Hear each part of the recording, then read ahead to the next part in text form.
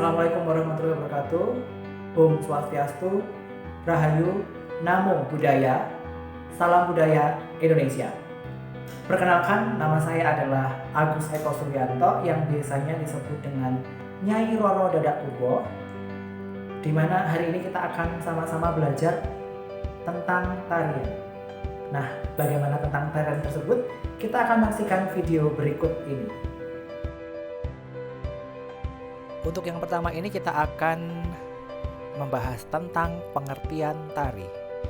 Ini adalah salah satu tokoh di dalam pengertian tari, di mana salah satu tokoh ini adalah Suryo Diningrat, di mana pengertian tari sudah dijelaskan di PowerPoint yang memiliki arti bahwa tari merupakan bergeraknya seluruh anggota badan diiringi oleh bunyi atau gamelan serta instrumen yang ditata berdasarkan irama lagu pengiring atau gending, menyangkut tentang penyatuan antara simbolis dengan maksud tarian tersebut. Nah, dari sini kita bisa melihat bahwa tarian pada intinya atau hakikatnya adalah sebuah gerak yang diiringi oleh musik, sehingga apapun itu ketika kita melakukan sebuah pergerakan, ketika ada sebuah tempo kemudian diiringi oleh musik, itu dinamakan sebuah tari. Pada hakikatnya itu sesuai dengan pengertian tari menurut Suryo Diningrat. Nah, menurut para tokoh pun banyak yang bisa kita ambil. Ini salah satunya adalah memang Suryo Diningrat yang saya ambil untuk sebagai contoh, dan ini nantinya bisa menjadi acuan kalian ketika kita akan mempelajari tari ke depannya, kurang lebih seperti itu. Yang berikutnya adalah tubuh kepenarian atau tubuh penari, di mana ini dibagi menjadi dua. Yang pertama adalah jagat alit. Jagat alit ini di mana tubuh dan jiwa dalam perspektif kepenarian, di mana penari harus tahu atau paham bagaimana kekuatan penari, ruang yang ada dalam tubuh penari, sehingga nanti dia akan memahami konsep bagaimana energi yang akan disalurkan pada setiap organ-organ tubuh kita. Untuk lebih jelasnya, kita akan menyaksikan video berikut ini.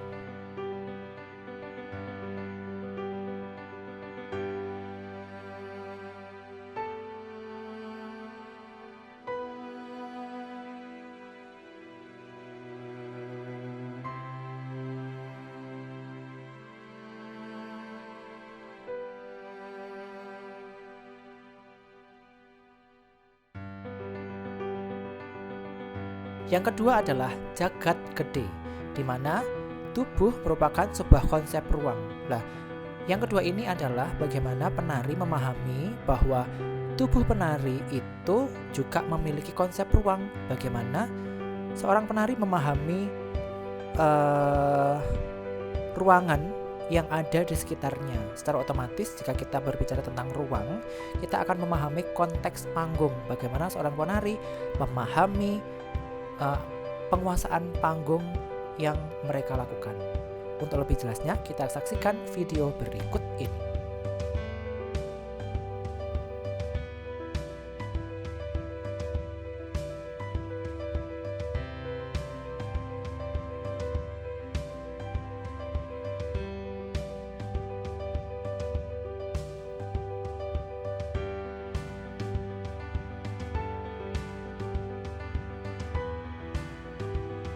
Untuk slide yang ketiga merupakan terbentuknya sebuah tarian.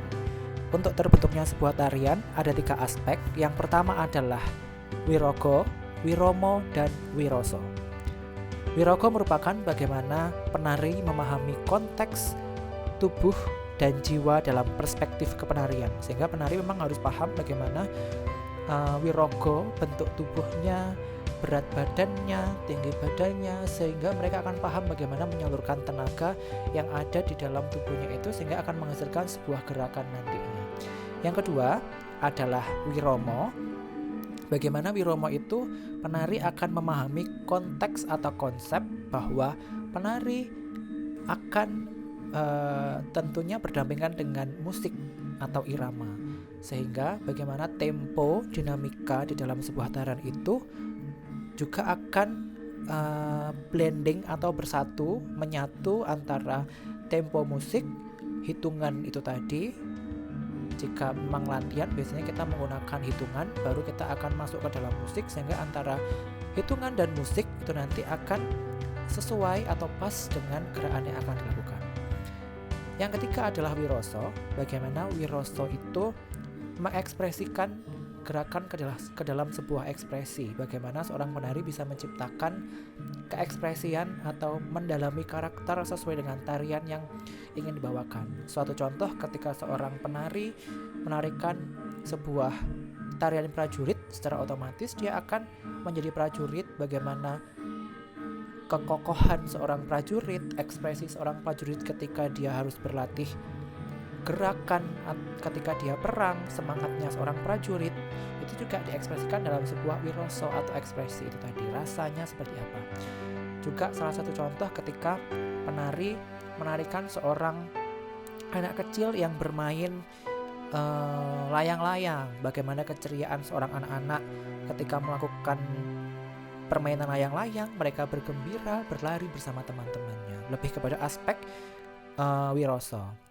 Yang berikutnya adalah fungsi tari. Fungsi tari ini adalah slide yang terakhir kita sebelum kita mengakhiri materi untuk materi tari di awal ini. Jadi fungsi tari itu ada beberapa. Yang pertama adalah sebagai bentuk ritual, di mana ritual ini lebih kepada bentuk-bentuk upacara keagamaan, doa, kurang lebih seperti itu. Yang kedua adalah tari sebagai hiburan, di mana ketika kita menyaksikan sebuah tarian, pada hakikatnya adalah sebagai bentuk hiburan semata. Sehingga contohnya ketika kita penat, kita pusing, kita bosan, kita bisa menyaksikan sebuah tarian. Bagaimana tarian itu difungsikan sebagai hiburan semata. Yang ketiga adalah tarian sebagai media pendidikan. Bagaimana sebuah fungsi tari sebagai media pendidikan adalah yang sudah kita terapkan saat ini di sekolah, sehingga memang menari juga dapat kita gunakan sebagai media pendidikan. Bagaimana kalian bisa belajar nantinya bahwa tarian itu bisa kita pelajari di sekolah, karena di setiap daerah juga memiliki kekhasan tarian, sehingga status yang ada di setiap daerah itu pun bisa kita kembangkan, sehingga kita mempelajarinya pun juga akan lebih mudah ketika kita memasukkan itu ke dalam materi pendidikan atau tari, kurang lebih seperti itu. Yang berikutnya adalah fungsi tari sebagai sistem simbol. Bagaimana simbol setiap daerah itu pun statusnya berbeda. Contoh ketika kita di Ponorogo, tentunya adanya ya reok Ponorogo, karena tidak ada reok Tulungagung, karena beda juga. Ya, tidak ada reoknya tuh reok Lumajang tuh nggak ada. Reok Papua juga nggak ada. Memang status kewilayahannya berbeda.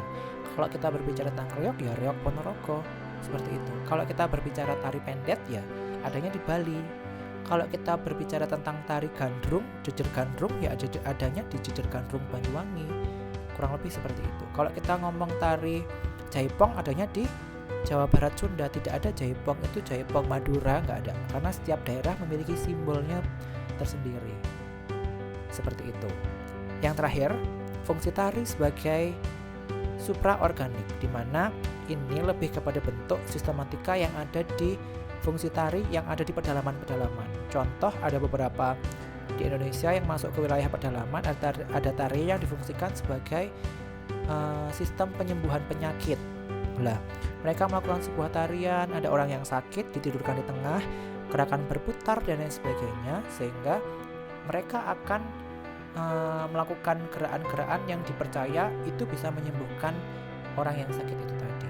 Nah, itu untuk pertemuan pertama kita, bagaimana kita bisa tahu beberapa hal mengenai pengertian tari, kemudian ketubuhan penari, kemudian aspek-aspek terbentuknya sebuah tarian dan fungsi tari.